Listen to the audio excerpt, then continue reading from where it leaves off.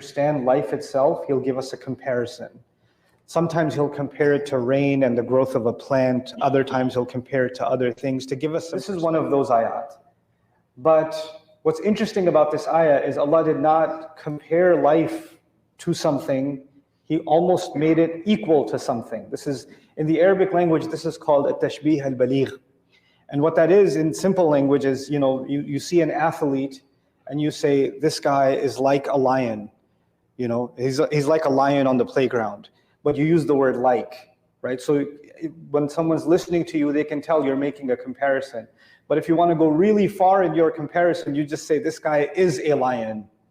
You don't even mention the playground, because that would make someone think you're talking about an analogy. You equated this person to a lion, right? So that's a very strong form of connection between the lion and the athlete, even though literally he's not a lion, right? So this is the kind of thing that happens in the Quran when two things are very closely related to each other, or the more you contemplate it, the more you will learn about the first thing. The second thing will make you really understand the first thing. So what Allah says about my life and your life that we're living now, first of all, He says, مَا هَذِهِ الْحَيَاةُ الدُّنْيَا. The hadihi is kind of idafi, it feels from a balaghi sense. You could just say worldly life, but He says this worldly life. He adds the word this in the ayah.